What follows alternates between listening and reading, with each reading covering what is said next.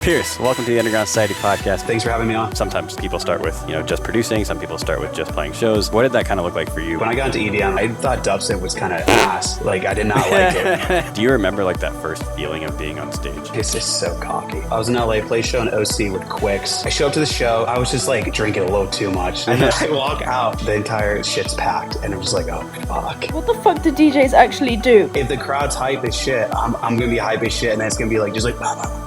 With social media, it's like, I'm not the biggest fan of social media in general. You gotta be crafty, funny, or like a pessimist and always bitching. Like, clout. I loved how back in the day, there was no like, do the Macarena on the camera. This type of shit. Just fucking like, TikTok. So fucking dumb. When it comes to social media, what tips or advice would you give? It's such a player bro move, but it's like if you're trying to talk to like a hot girl or something, if I just don't give the app as much attention I want after I post something, it's gonna try to like push it more so it gets me to engage in the app.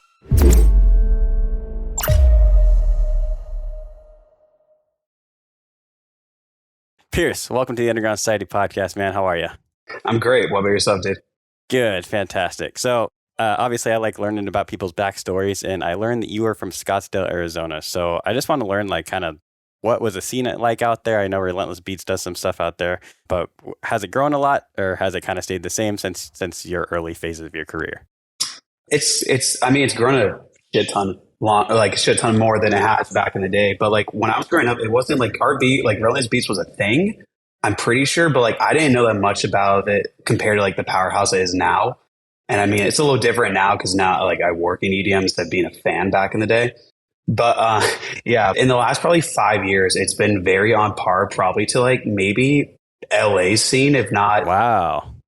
I don't know, slightly. I wouldn't say better, but I would just say like, there's so much in LA and R&B, and there's a bunch of other promoters in Arizona, and I feel like it's just like grown a shit ton more since like growing up. Because like here it was like in Scottsdale, it was like, oh, there's like some nightclubs. I mean, this is different because I was like 6. Like when I got into EDM, I was probably 2010. I was like 15, and I DJ'd like some clubs like in Old Town, but like it'd be like a friend, I knew the owner, and then I would like walk in and then walk out because I was like not even 18.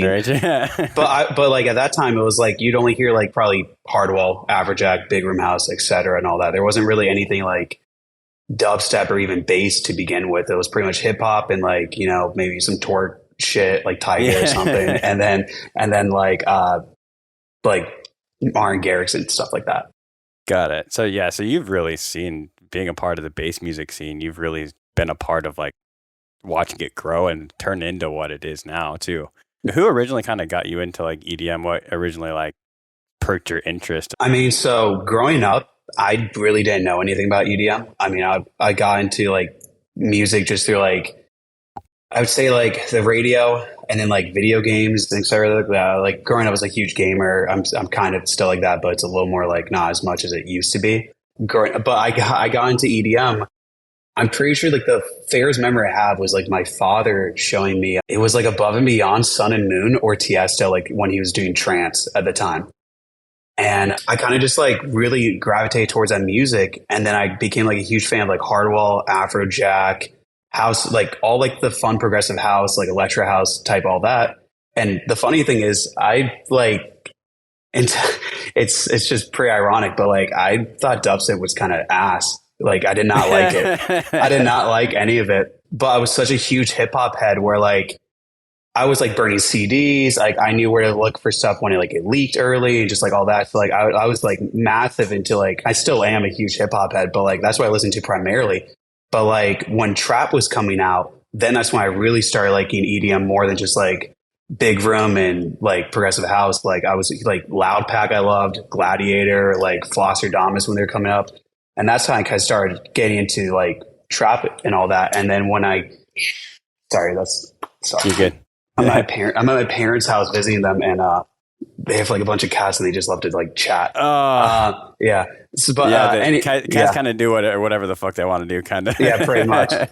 But yeah, I didn't like dubstep until I started trying to learn how to make music. I tried around 2013, and then when I think it was when Cannonball was starting to rise up, when like Snails and all these other guys were coming up, I started liking it a lot more, like Must Die's earlier days, Snails.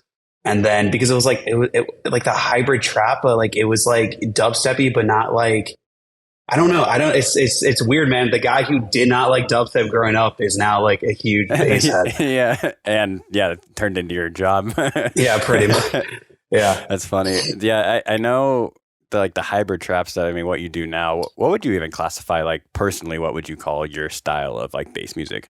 dude, there's like so many names. Like I just like to say bass music. Yeah, I like to say bass music, dubstep, wub shit. Especially because they all kind of, especially you too. They kind of all bleed into like the same kind of cohesive thing. So I just like saying bass music, man. And then I also just like if people say like left field, I'm like sure, but like that's still too broad because there's some left field stuff and it's like really left field, and then like my shit where it's like it's not like bro step, but it's not like take a pill and vibe out for 8 hours like on a chair type like left field. It's interesting like because you obviously have what 1 or 2 EPs. You've done some work with Wakan.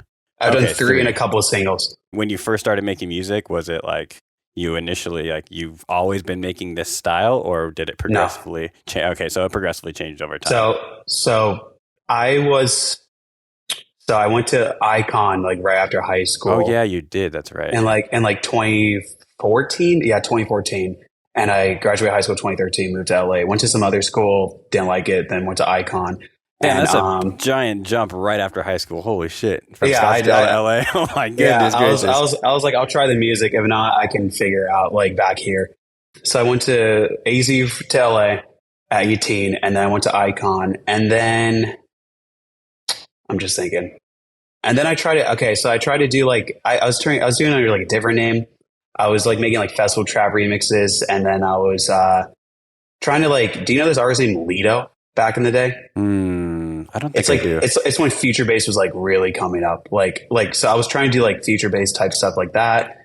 And then I was just like, I have no one in my family is musically trained or anything. So I was just like, I don't want to spend like a year trying to learn like theory and all this stuff. Like, it's a lot. So like, I then kind of was just like, all right, I can't do melodic stuff that well at the time.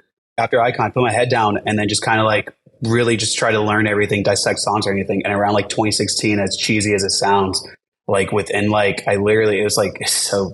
it's so like generic cheesy, but like one day I woke up and it just like all made sense like that. And then I started making trap stuff, and then it kind of fits my sound really well now. I started making like these older trap songs, and then they did well. Dubstep was coming back like really strong. Not saying it died, but like everything's like valleys, so like it was really coming back up in 2017, 2016.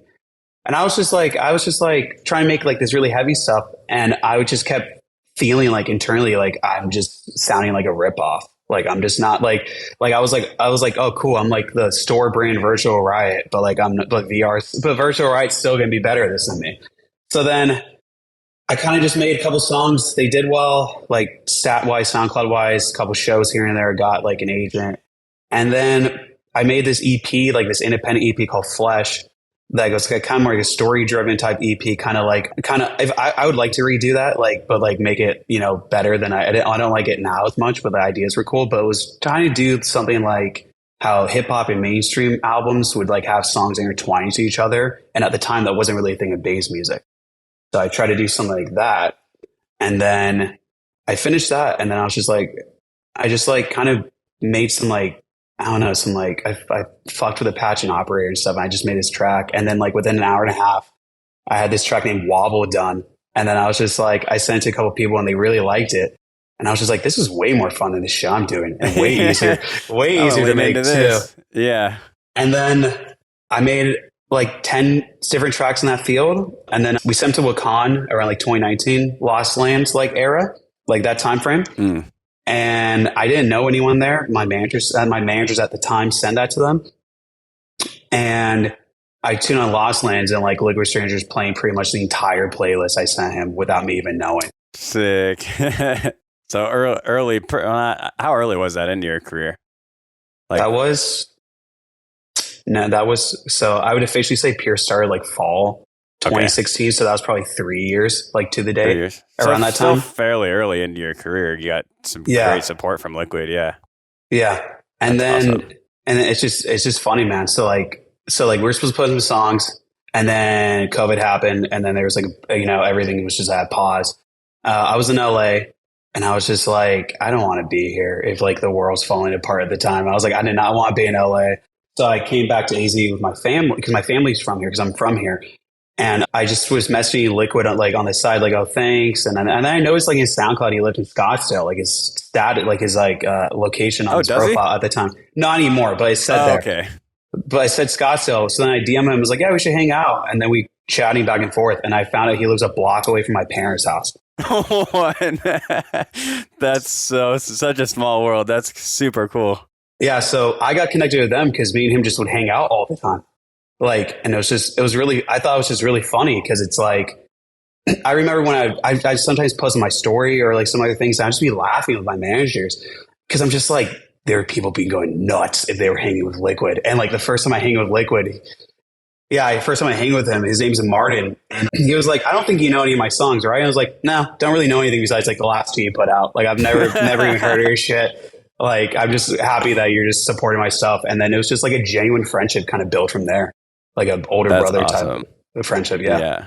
So then I was going to bring this up a little later, but since we're already on the topic of Liquid, you have the track with him you guys made. So that was probably, you guys have already built the friendship, already built a relationship, and it was kind of like an easy collab there, I'm sure. Yeah. We made about like 2 or 3 ideas. And then we had another one. We had 2, 3 ideas. They were like kind of half finished, kind of like, it was cool, but not like my favorite. And then he moved to, because Wakan's based mostly in Oklahoma. So he moved to Oklahoma.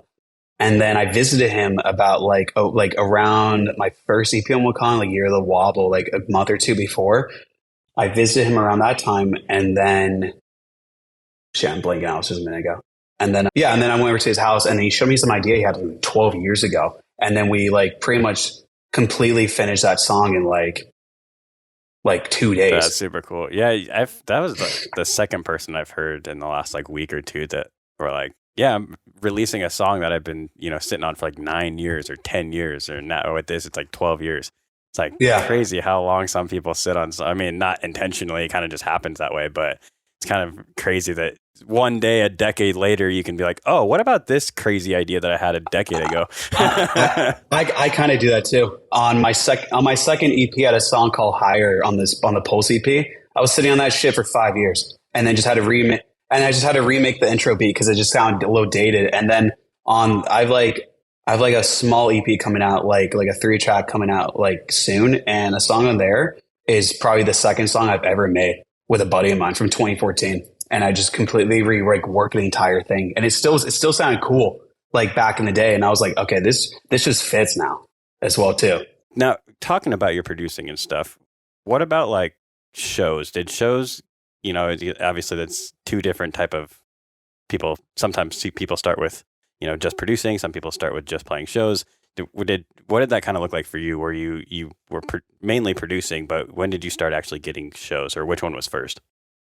I've been DJing since like 14. Got it. Okay. So I've been DJing. I was DJing on my computer with Serato and the whole little box. I learned that shit in like high school, and I just was just like, I remember going to my first concert, and this was like, I wish I could relive this concert. It'd be so cool now. It was in Arizona, and it was the first EDM concert I went to was Avicii right before Levels dropped. Oh. It was probably like a week, like a month before it dropped. And then I just kind of got like inspired from there and just DJing like hip hop and EDM and all that stuff. And then for Pierce, so like I moved to LA and I wasn't really doing that much for like 2 or 3 years. But when I was in Arizona, I would just, in high school, I would do like underground parties. I threw a couple of my own and like, I mean, I was in high school, so I do like school dances and all that type of stuff. And when I moved out to LA, I didn't really get a show until maybe 6 months after my first career. And it was very fickle. It was very like here or there. 2019 picked up a little bit more. Then I had a bunch planned, and then COVID happened. So like that kind of stopped that for a moment. And then 2021 is when stuff started getting like more and more and more. And then it's just kind of been kind of onward slide from there, like an onward trajectory from there. Do you remember like the first time you were on stage, or like that first feeling of being on stage?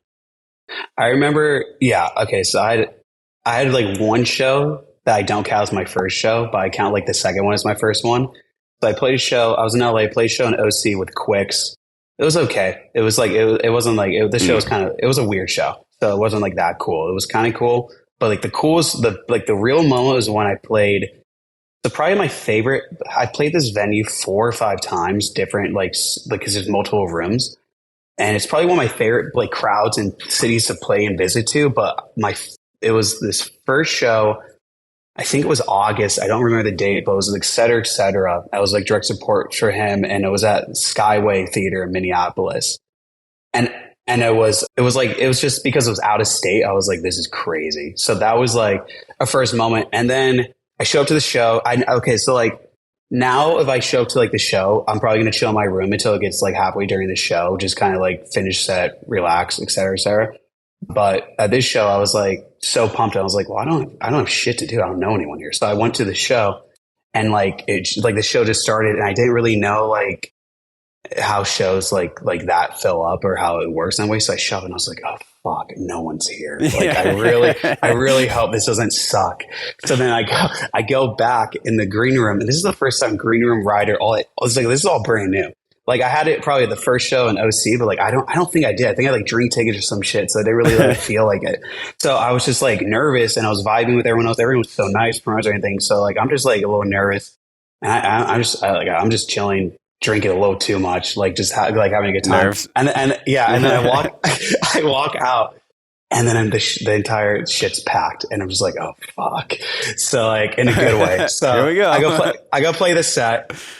I think I crushed it. I was so jazzed. It went really well. And then it was just like, I even like watched Sarah Sarah's. We talked a little bit. And then like, I think I got like more lit, and then like went back to the hotel room and like had a great time. You could play a couple of shows, and it sucks. It's not going to feel like it. But the first like great show, and because it was out of town show, was like, it was, I don't know, so corny. I don't know, pretty baller. It was pretty sick. Yeah, pop the cherry the right way your first time. You lost your show virginity the right way. Yeah, exactly. You were talking about in there that you drank a little too much before you went on stage, and obviously based off nerves and stuff. Do you still get nervous and stuff before you get on stage now?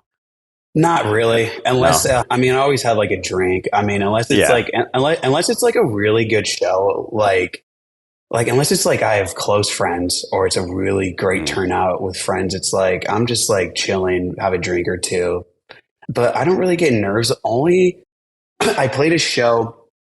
I'll get nerves if it's like a show where it's like a big festival or something where I'm just like, yeah, if it's a big deal thing, I'm going to be nervous. And then the crowd always determines the nervousness. If it's a packed crowd, I'm not nervous. If it's like halfway, I have to work for it, I get nervous, but nothing's going to change from the performance. That's interesting. You would think with more people and more eyeballs, you would be, for me at least, I would be more nervous with a bigger crowd than with less people. Because then it's like, okay, more, if I fuck up, then it's like someone can, more chances for someone to record that, or, more people to see something, or, It's so funny because if it's more people, I'm just going to put more into the spectacle in the show. Not saying I wouldn't if it was less, but it it's hypes like you up a little more. It hypes me up, and then it's also like it's just like I don't have to force it as much. If that makes any sense. Like if the crowd's like okay, then it's like shit. I gotta force like being really over the top, which I'll do. But it's just like if the crowd's hype as shit, I'm gonna be hype as shit, and then it's gonna be like just like bah, bah, bah, bah, like that. And you do have a shitload of energy when you're on stage, man. I'm glad you see it, dude, because it's just like I know I've always been like that for stage presence and stuff, and it's funny because like with social media, it's like I'm not the biggest fan of social media in general. Like dude, I don't either. I feel like it's more of a burden. Like I have to do it because of what I'm doing or trying to do for a living.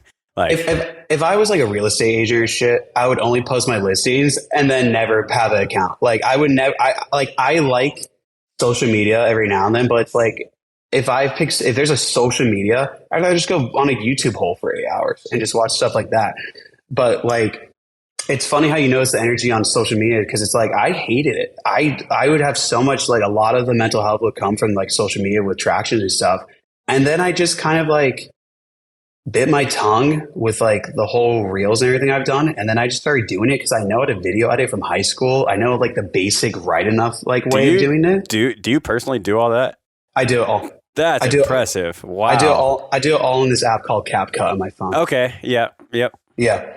So, but I just know how to video edit decently. Not like, I'm not like, doing the crazy in out type shit, but it's like, I know how to like do fast cuts, effects, like basically make it engaging. Cause it's like, It only takes a little bit of stuff. Yeah. But it's basically like, if I watch this, would I like it? And I have to come from a perspective as a fan where it's just like, like not a new fan and an old fan or a current fan. It's like, I don't, like, I'm a producer. I like to see how people break down shit, but 99% of people don't give a fuck about how you break down a song. Like, no one cares. They want to see if it's a cool song.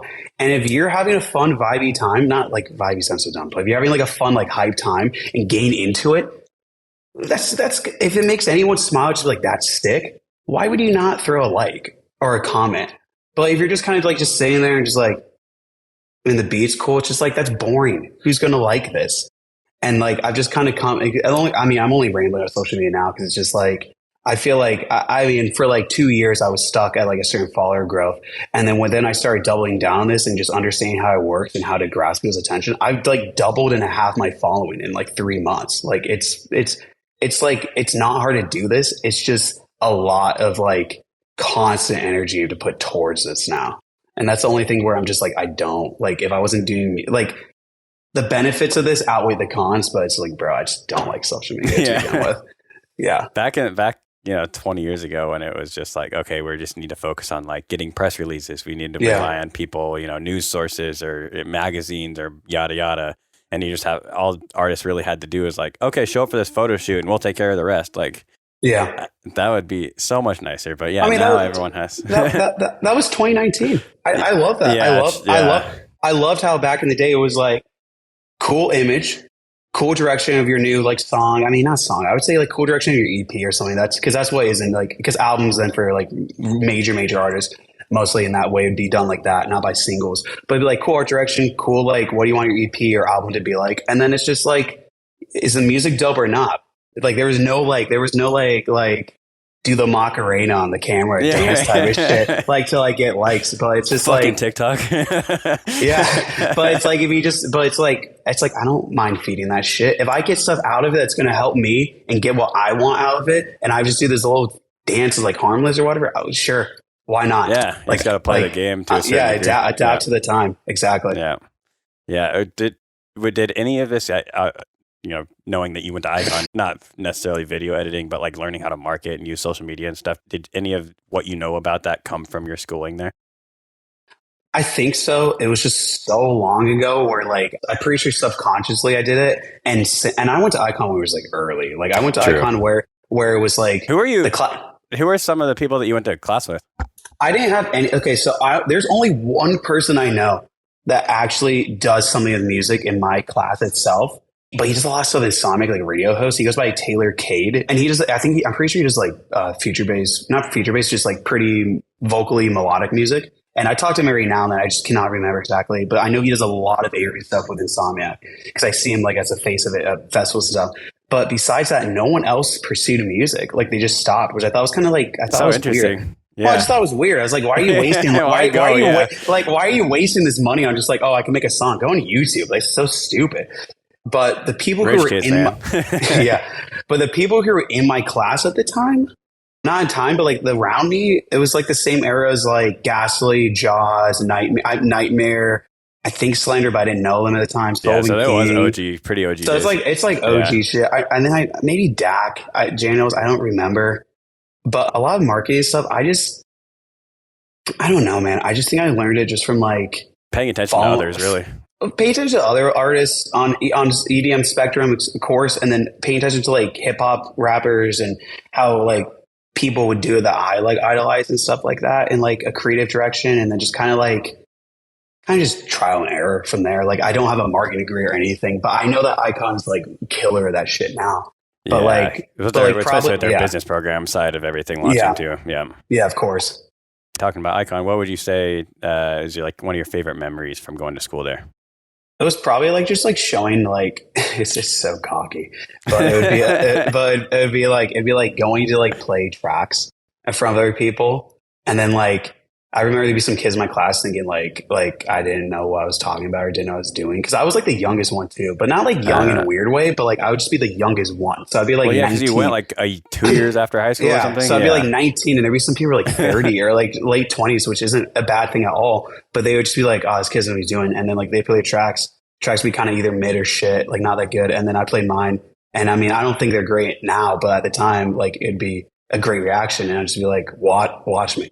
Like that type of attitude, like, okay. So that was like, I was like sharing stuff like that. And then just like my favorite other experience too was just like the mentor sessions, just like just like talking to other people who were either like doing it or knew what they were talking about and just kind of like one-on-one. That was the most I really probably looked forward to, honestly. That's what's nice about their schooling too, is because they keep it small and like more intimate. Like there's a lot more opportunities to do, like, it's not like a big, university where you don't have really that much time to talk to your professors outside of like an office hour. But like, I feel like at Icon, like you have much more of that accessibility to do one-on-ones or ask questions to people who actually know what the fuck they're doing, like you said. No, 100%. Yeah. What would you say was like one of the hardest parts of Icon for you? I mean, I was a good student in high school. I think probably Icon. I mean, I don't think I really had anything hard at Icon. I think the hard thing was like, so I went to Icon and then like, it was just like after Icon, it was just like, there's a lot of people who go and think they're going to be like the shit right after, but then like reality hits and it's like, okay, try. And then they have no idea what they're doing. And they just like, they either try for a month and just like put their tail between their legs, or they just don't like know what they're doing. And I think the hardest thing for me was just like, it was a lot during that. And then it's just like, after you go in the real world and like for a year, I just kind of like, I like doubled down on relearning. Not like I didn't learn it, but like I then like I relearned it twice to like really grasp it like internally. And then I would like dissect songs and do other stuff over the top than what I already learned at Icon to like actually be legit with this shit. And that was like the hardest. That wasn't like one of the hardest things like in my life or anything. It was just, it was a hard period because I was just like, I remember it was like my roommate at the time, and then maybe I had like another friend, and then like I wasn't 21, but like it doesn't matter because I was 21, probably suck anymore, but I was like 19, 20. So like I was just pretty much like down with social life for like 9 months. I was just like constantly learning how to do shit and just like redoing it. And I was saying it would be hard at 21 because at 21, if you're getting invited to go everywhere, that'd suck. Like if I could, I was just like, cool. But it was like the perfect age and perfect time frame, in my opinion. Yeah, it's cool that you were able to go. I don't know how it is for like the older people that are there, but I don't know if it really, everyone's producers and stuff. So, but going out, obviously it is a music school for the music industry going out and stuff, but you went before you were legal drinking age. Did that make any difference for you or no? No, I mean, there was a lot of people my age. I feel like it would allow you to almost focus a little better. Yeah, but if I wanted to go to shows, it's just like, you grab, like if I knew the person, they would just like grab me from the back or give me the band, like to get in. Like it's just, yeah. So I was like, I wasn't like, it was just like, if I wanted to go to a show, I probably knew someone there and then I would just get in. But it'd be like, but I remember a lot of the shows back then were 18 plus. A lot of them were like 18 or 19. Like it's not like I could go exchange, but like I remember Avalon at its peak was like 19. So and that's when all the and in LA Avalon in the mid 2010s was like we're all like there wasn't like Academy. There wasn't any of those clubs. There was one called Academy. It used to be called Create, and I thought Create was like the worst club in the world. And then I just did not like it. And then like all like the real like trap shit would be at the 19-year-old club. So it was like perfect timing. And then there'd be one that they brought back called the Yoast, and that was 18 plus in OC. So it'd just be like, yeah. Yeah, that's perfect then. Back to the social media stuff. What would you give credit to like the biggest thing that you've done that's caused the most growth? Has it been the reels and like the more recent stuff that you've been doing, or? So I don't really do this anymore because it's just like a lot of it's just bullshit. So I would go on YouTube and watch people, and I would just be like, it'd be these like, it's so weird. It's like these Instagram know-it-all influencers, which I'm just like, and then you try their like what they give you. Well, they like just teach you to teach you how to Instagram, basically. Or yeah, because like, and it would apply TikTok, but I'm like, these guys have no idea what the fuck they're talking about. Like because it's just like the best way to judge someone if they know what they're talking about is if they're doing it well for themselves. And when you check these profiles and their profiles weren't doing well, I was like, you have no idea what you're talking about at all. Like you can't even grow your own yet. You're going to pretend that you know. Like, it's like, yeah. So I just started, I don't know. I just was trying to I was like, because I would get great responses off my EPs and shit. I'd get a lot of buzz, and then the buzz dies, and I'm just like, and then it'd be in between shows, and I'm just like, I don't like. I have nothing to post. Yeah, pretty much. So I started doing throwback remixes of older songs, but like modernizing it, and I'm like, this shit's not that hard because it's like all I have to do is just take a good song that's either probably like in a genre that's kind of outdated in like EDM and today's standards, and just update it and just make it like let's say like, okay, I did this Dum Dee Dum from Keys and Crates. I took a trap song with a vocal and then made it wubby, and I'm like, okay, that's not that like, not saying it's hard, but I'm saying like it's not like taking like for a you really it'd be quick.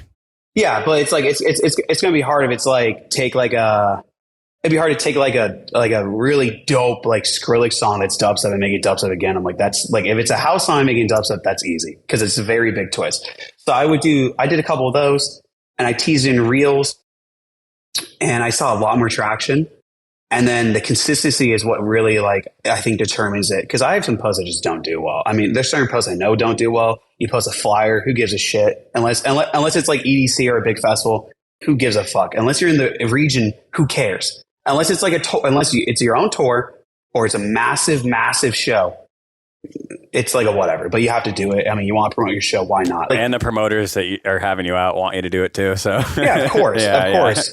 So like, there's like special tricks, like tips and tricks that are easy to do. Is consistency, knowing the best time your audience, which you can just check on. Like, I mean, this is all regarding Instagram, because like I'm okay on Twitter. I just don't like it as much because it's like, I hate Twitter. Yeah, I like Twitter I don't like it as much anymore.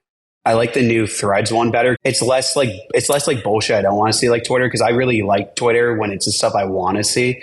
But it's just like the problem with this, the things I don't like about Threads or Twitter. It's like the way to succeed on Twitter, you gotta be massive or you gotta be like funny 24/7. And it's like, I think I'm a funny guy, but I don't have 20 thoughts to say daily on Twitter. Like, so like Instagram, I like better than TikTok too. There's a time for all those because you gotta be like somewhat crafty with your words. Like, I don't have time you gotta be crafty, funny, or like a pessimist and always bitching or something. It's one of those two. Yeah. You gotta have like a stick. Yeah, pretty much. But with Instagram, it's just consistency, right timing. And I would just do, and it's just like, you want, like it's kind of like YouTube too. You got to bait a little bit. So it's like, oh, I did a throwback of Flosstradamus, Prison Riot. Great song back in the day. And then I do a drop that's completely low end wub heavy. And it's just like, boom, plays go up. I did the biggest one I've had for a throwback besides the Keys and Crates one, which did really well, was I did a remix of Infect Boundless. And I was like, okay, I'm going to make it wubby. And boom, just stuff like that. Just taking something that's throwback or current modern popular, like in the big community, doing like little remixes and flips like that. And then I would just finish them if the people like them. There's a couple I've done that I had not finished because they didn't get a great reaction. But it's just like constant stuff like that, changing it up slowly with content. So I would do throwback reel, and then maybe a little like EDM humor type thing, and then a carousel post of shows and clips or like photos or whatever. So you have like and a mix of a few different things. I have like a very anal time schedule like that. So like, I know when to post what time. You go on your Instagram profile, edit profile, and then there's something that has like the grids, like their audience growth. You click on followers or the audience. I can't remember. It's either or. And then you scroll to the bottom and it says insights, and then it will show you types of day, like by 3-hour increments. And like, you want to post right at the beginning of your biggest one, like your biggest number of people that shows you. And you click on the graph, it'll show you the number of people. And then I've kind of noticed, and it's funny how this goes like social media, but it's been like the biggest thing in 2023 for me. But like, I've kind of noticed where it's like, if you post a shit ton during the week, like 4 or 5 posts, unless you're touring consecutively, you're going to exhaust your followers. They don't want to see that. Like, unless you're like, I don't know, unless you're like, let's say someone touring consecutively, like who's going to post every day. If you're like Rez or someone who's like touring constantly, or like something like that, where it's like they want to see that all the time. Like if you have like just massive shows every week and like Skrillex Studio, you got to post like every every day or something, or very Well, at close. that point, you have photographers and you're like getting fed content. So it's like not that hard. You don't have to put that much No, time. well, it's not that hard. Yeah, exactly. Exactly. But I feel like if you're smaller and you're posting constantly and you don't have, and it's like you're just going to kill your audience. So I've kind of noticed where it's like, for a tip, if you post like 2 times a week at your best days, which are usually in the weekdays, I've noticed. And I have certain days that are better. I stay away than from posting as much as I can on the weekends. Like with this podcast, it's a little different because Yeah. I do post a clip a day. And that does work for like this type of content. But yeah, I try like personally posting like anything or like posting anything on my personal account, or it just doesn't everyone's too caught up in what they're doing on the weekend. I mean, I've seen some people post like Sunday night might be the best for people, but I don't post. I mean, my schedule usually is I post midday, Monday, Tuesday, Thursday. Some days are better. Some days are shit. Like I've had posts that gone viral on a Monday that I've posted. I've had posts that gone viral on a Thursday. There's some posts I didn't even think would go viral. And not saying like I have like crazy virality, but I've had like probably 3 to 4 reels do very well. And it's been always like late bloomers. It's never like the day I post it, it's like bam, like great, like goes like 1, 2, 3, 4, 5. It's like I'll have a post. I posted one and got 300 likes, didn't do shit. Next week it popped, and it's just all stuff like that. It's just like stuff I like. It's like I can't tell which one is big, but it's like I know. Like I kind of have a feeling when I'm done editing or making it, I was like, all right, if I just do this, and the video editing is like looking really clean, and by clean, like there's some reels I don't like or videos I post where I'll post it, they're good, no one's going to notice if like I slip up, but there's ones I know are better than others, and there's like if everything's clicking really well, I'm like, oh, this is just like someone's going to really like people are going to really just be like that with the response. What's your standpoint on posting on stories? I know like sometimes I don't people, like it. No. I don't like it. So like TikTok's different because like I'm new to TikTok. I started growing TikTok now where like I know it, but it's a lot. I have a lot less followers, but like there's so many things to like measure these accounts. Like I measure more of like views to likes ratio, and it's like you want like a perfect 10. You want 10% of your following with your views to your likes, and like if that you is can a get good metric. Yeah, and if you can get 8 to 12. From 8% to 12%, it's going to do well. The bigger a post gets, it's going to get less. But like, if you're starting to get 100,000 of views, you already got success. Yeah, you already got success. But with like TikTok and stuff, I kind of repost a lot of the same. I don't post anything different on there. I will repost stuff from Instagram, but it'll be a different audience, and I've gone a lot more people from there. But like, I just kind of like compare from the ratio to the view to the like and the followers on there because I'm smaller on there. But for Instagram, it's just like a constant. Growing up that way, growing up with followers that way, and then views and likes on a post. But stories, dude, I don't get what Instagram does in this, and it kind of like irks me a little bit. So it's like you'll post some of your story, and you'll get a shit ton of views on it. But like if you're constantly posting your story, Instagram thinks it's you get less. Yep. Yeah, but then so I make tons of posts, and I've noticed if I'm posting my reels during the week or stuff, and I'm posting stories. Half the reach of the post gets like Instagram takes half the post reach and gives that half to the stories, and then my post gets less reach. So it cuts my overall reach on the post into half instead of just giving my fans 2 content pieces at once. Right. And it's like I don't know if that's like I think that's kind of out there on the internet, but this is just me noticing it and talking to other artists. So like unless it's like a big a big show or like, you know, like the big moment and I'm getting tagged a shit ton, I'm going to reshare it. But what's annoying too, like I've noticed too, is like I'll get tagged on a lot of stuff. And there's some artist accounts that do fine with this. And then there's some other artist accounts that get screwed by this. If I'm getting tagged in a bunch of stuff on DMs, I'll always respond, always talk to people. Like not talk, but I'll always respond. I'll always like heart the post. I don't know what I was thinking there.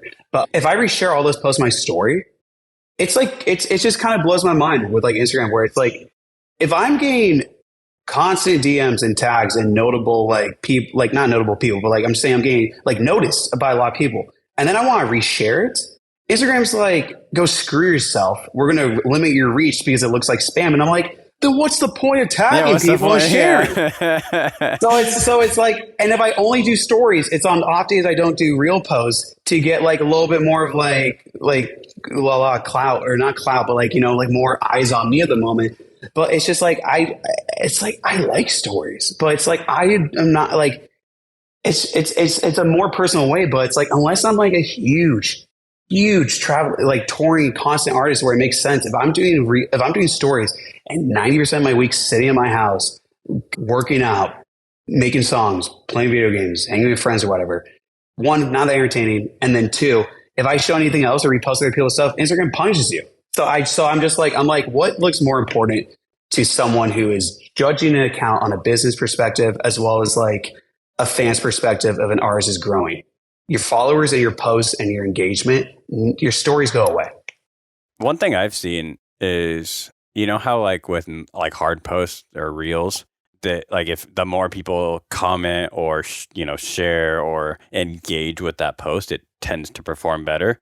I've noticed that with same thing with like stories, like obviously your day-to-day shit, like, okay, cool, I went to the grocery store, but like how can I see something in my day-to-day life that might not always be there that I can like poke fun at or, bring into and, have people maybe, oh, should I, eat this or that for lunch today? Or like something where people can either, a poll or someone can react with a quiz or something like that. Like that helps the performance. Oh yeah, dude. If you do stories, if you're doing a story to get views or likes, if you start off a story with a poll on like a new song or something that's engaging, and this is from the artist perspective, and then you follow up some other stories, people will be so interested by the first thing that they will probably watch the next things, unless it's like really boring or stupid. After the 2 or third one, they'll probably stay or they won't stay.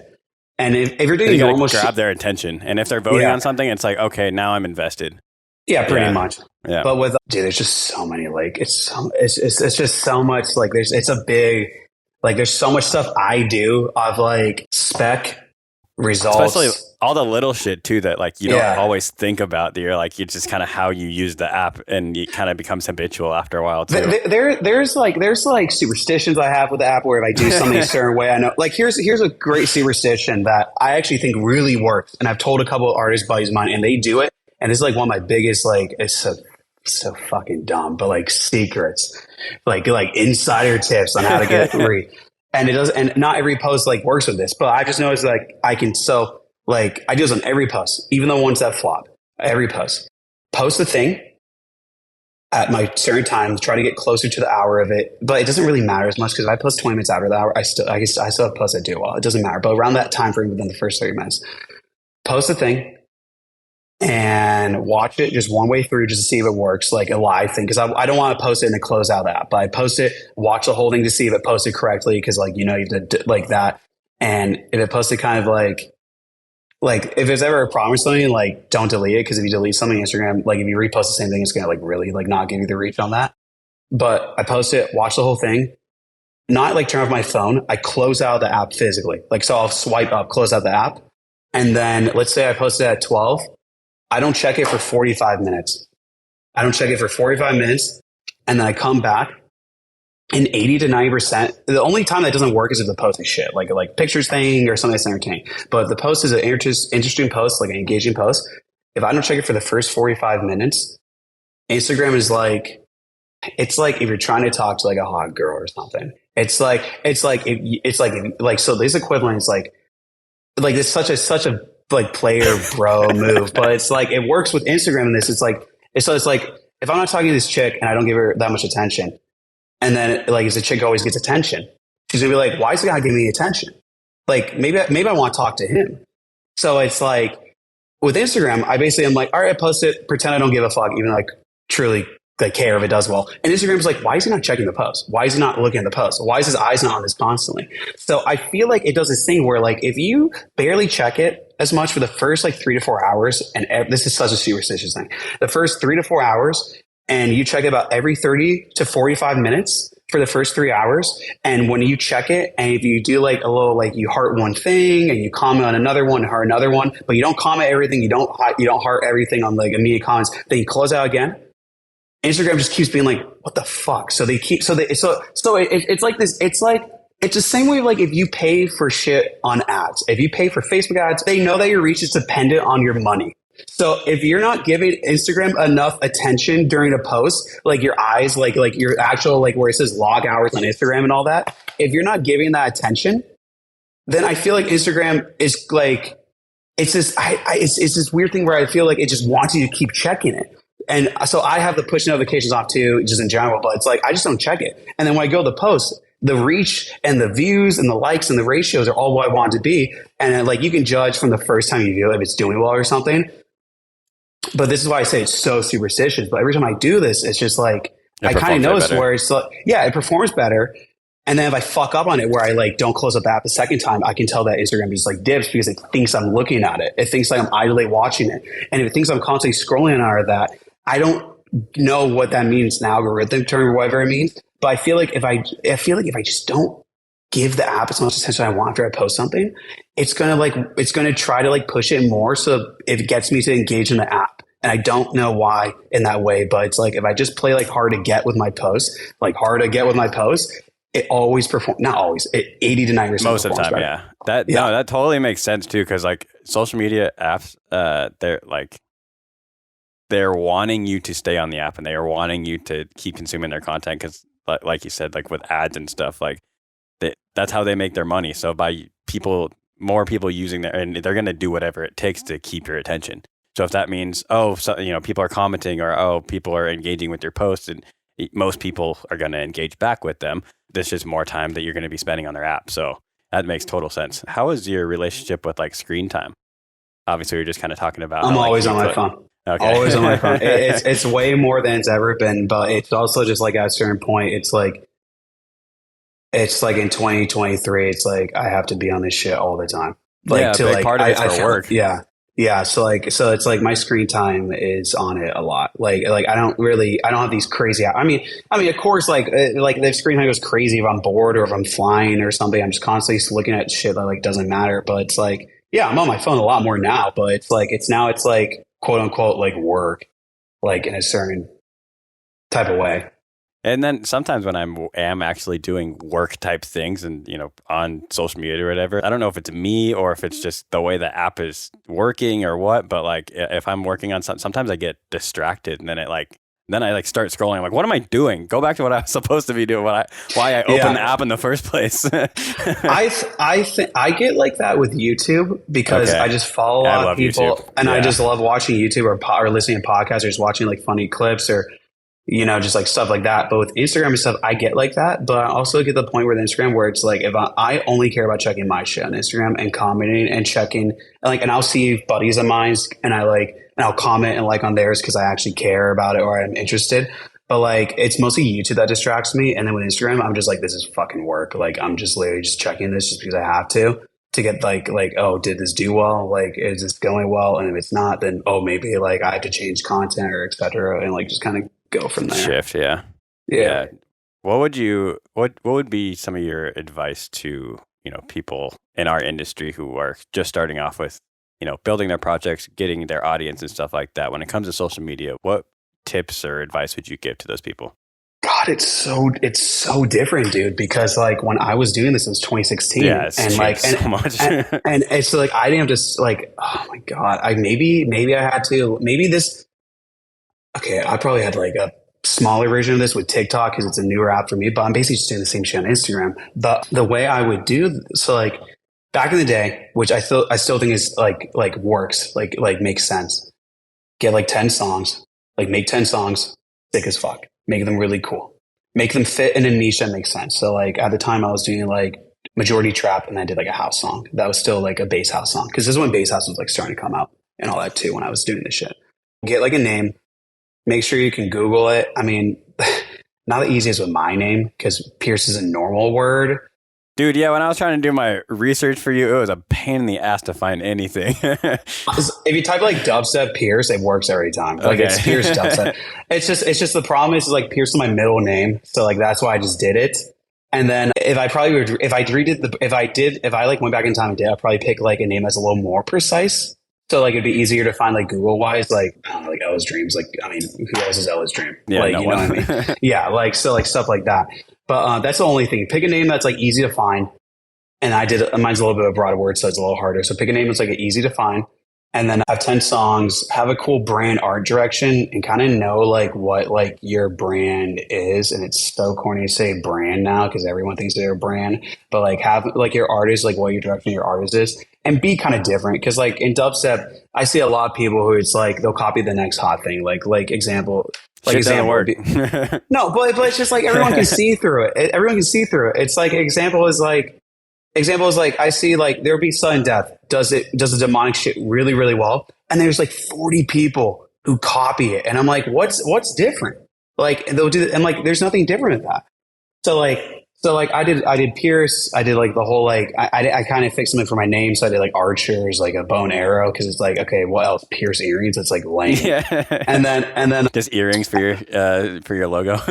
yeah. And then at the time I didn't DM, but I like found every artist I found related to my project who would make sense if they would play my songs out. And then I found their managers and I just emailed one by one everyone, and I probably emailed over 200 or 300 people and got probably like 20, 30 responses back, even from people who had never picked me up, but like just respectful individuals who check the music out and stuff. So that's the way like if you like, and I was doing this because I'm managing stuff at the time. This is when social media wasn't a thing, because now it's a little different where like social media would be like, I feel like you either have to invest in content where it's like you make something a big spectacle where it's like you either have to have money or you have to have like a buddy who knows how to do film or shit, knows how to edit. Well, not like the TikTok real shit, because that's all free. I just pay like CapCut I pay like CapCut $7 a month just for the effects and shit. But like I have a buddy of mine who has like a major, who's like one of my closest friends I met from high school, who has like a major, like does commercials and film, and he'll do a lot of stuff for me, like my press shots, and do some of their videos for free and all that. But it's like favors like that. Or you have to like pay someone if you have a project that you want to just like stand out. Like that makes you bigger, makes you look more professional, and makes it like look more like instead of some kid who put on like a fucking band tee and like DJ'd like a set or something and like that. Show your face too, right? Yeah, of course. Like, yeah, because I see so many young artists that like just post flyers, just post new songs, just post. No, you gotta show your face and have like your brand make sense of that. But then with social media, just like something professional like that, or just be really good at production and flip like really old songs, or just make really like the perfect amount of simplicity and the perfect amount of like engaging that makes sense. Like there's a couple songs I could think like a song that a lot of people like that like really like you could do like Autumn Hates Tonal Rhythm is a very easy song to follow because of the melody, like something like that.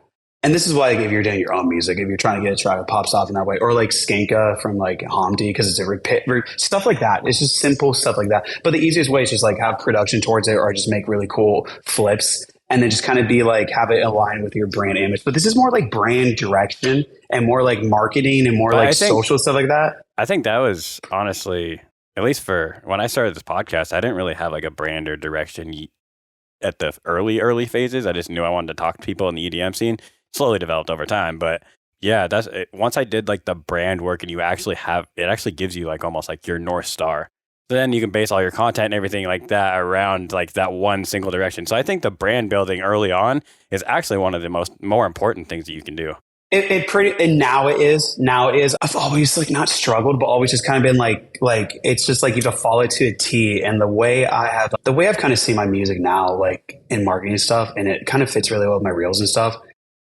The best way to describe all like my new shit and like the stuff I've done the last like this within this year, and then I would say like a fair amount of the Wakanda EPs. Like I had this Pulse EP was a little more personal, so like I went darker with it, and I had Hypnotic, which Hypnotic EP wasn't even supposed to be an EP. It was like a bunch of tracks, and then we were just like, oh, these kind of all fit together. Let's just do it like that. And then Year the Wobble probably fits the best example of like what my stuff is going forward, where it's just like I feel like everyone's trying to be like the tough guy. And 90% of these people aren't really guys that can pull off this tough guy persona. Like this, so they don't have that. And it's just like, and I feel like everyone's trying to do this aggressive thing. And it's like, bro, I remember like when Getter was rising up, and like Getter was the coolest fucking artist in my opinion. I was the biggest fan of Getter. And this is like one head splitter and shit. Goofball, yeah. But most importantly, like fun, dude. Like, so like with like Year the Wobble, like 2 or 3 years ago when I made that, I was like, this is a fun EP. Radical Dude from Getter and like What the Frick one are fun EPs. So with all my music going forward, like all my stuff, like I still try to do it back then, but now going forward, I'm just trying to make shit that's fun, man. Like my brand now is just more like with reels, it makes perfect sense because like the goofy, funny shit. But it's also like my music, like I think I made some of the best music coming up. Like a lot of my new stuff, some of the best I've ever made. and it's just like it's fun. It's fun. Like it's That's simple what I enough. like about your music. It's fun. It's like because it's like, bro, I love good rhythm. I love guitar. Like I do. I play a lot of it in my sets and stuff. But it's like, dude, the fun stuff's more like I think there's so much like dog shit in the world in the last couple years, especially. Especially recently, it's Yeah. easier by taking your approach. It's easier to set yourself apart too, because there's so much rhythm, there's so much tear out, there's so much of that. Yeah. So it's like when you were saying earlier, like about like I think 45 minutes ago when you were saying like what do you make? I'm like, dude, I just say bass music, but like it all fits. It's like I got my special tricks, I got my special sounds I use that are in the majority in a lot of other tracks, so it fits like my like style. But it's like, dude, I'm just trying to like aim for fun. Like I just finished this song literally like an hour ago called Bass Face, and it like the whole vocal says feel the bass, and then it's just like feel the bass up in all your face or something like that. I love how I just finished it. I cannot remember the second part of the lyric, but it's like, and that repeats throughout the whole vocal, and I'm like you play this shit to the generic average EDM fan, and that's what you want to appeal to. But like the generic bass EDM fan too, of course, because it's like bass music, and it's fun. It's catchy vocal, it's fun, and it hits. It's just like, that's way more appealing in my opinion.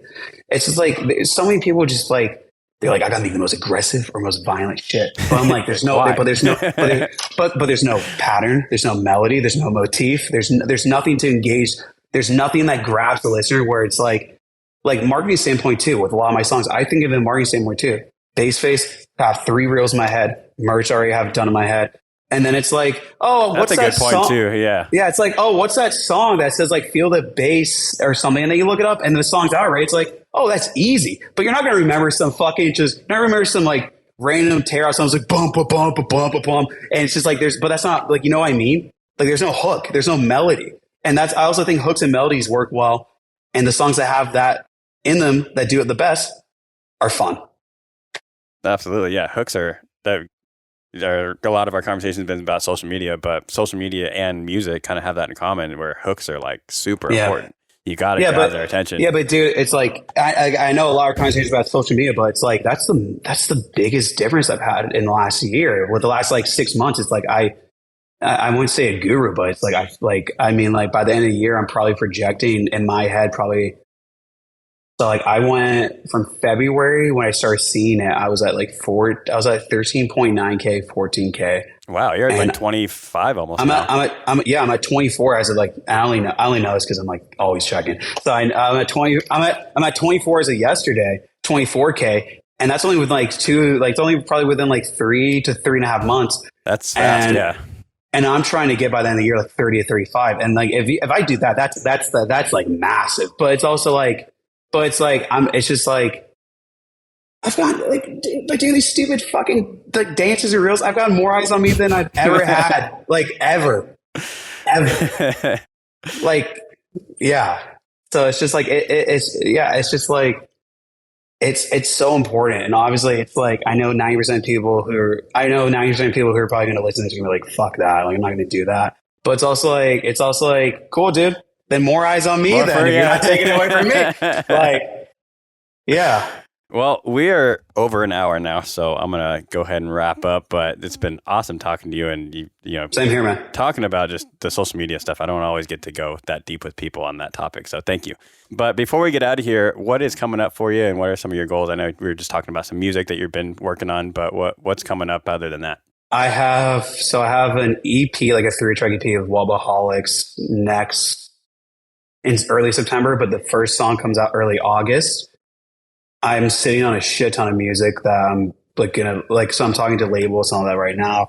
And then a couple more throwback remixes and stuff. I mean, those are just fun, but those are also just like, all right, let's fill the void of content. So like it works. There's so many positives to doing that. That's why they do it. But then other than that, I got Austin, Texas this weekend, July 15th. I have Tucson with Hades, with Relentless Beats around August 11th. And then I have, I think, August 25th. The exact date, I have a show with this artist named Green Matter, who I just found out that is like, it's going to be like a fun, like Wookiee deep type of show. And then I have early September, this small town I've never heard of called like Nacho Doglace, Texas, like a college town. I just keep joking, like Nacho Libre, but it's like a party town and a college party town, so it'll be fun. And then just some other shit after that. But those are like the next upcoming. I don't know when this will be posted, so that's what I'm just saying like that. Yeah, in a few weeks, not immediately, but yeah, in a few weeks. Yeah, awesome. Cool. Whatever. Awesome. Where can listeners find you and actually go check out your social media and all that you got going on there? Everywhere on socials, it's Pierce Sounds. PIERCESOUNDS, if you didn't know how to spell. And then I'm on Spotify, Apple, everywhere else pretty much. Awesome. Yeah. Last final question I asked it to every single guest we have on the show. If there's one piece of advice that you could give yourself when you first started, getting into the EDM scene and, starting to learn how to produce and stuff like that, what would the advice that you would give your younger self be? There's so many. I mean, I would just I would just say put your head down and work, and this shit's fucking hard, man. There's so much. There's so much. There's so much. There's a lot of good people and there's a lot of bad people, and you gotta put your head down and the work. And it's here's the thing. This is so cheesy. Numbers don't lie. Feelings don't matter, and results are always what I look at for myself. So it's end of the day. All the drama does not matter. If you have the content, if you have the stats, if you have the following, that speaks way louder, in my opinion, than just nonsense. I mean, that's just a spiel of ideas, but yeah, pretty much. Yeah. Awesome. Thank you so much for your time today, man. I really enjoyed our conversation. Of course. Great meeting, man. And thanks for having me on. Absolutely.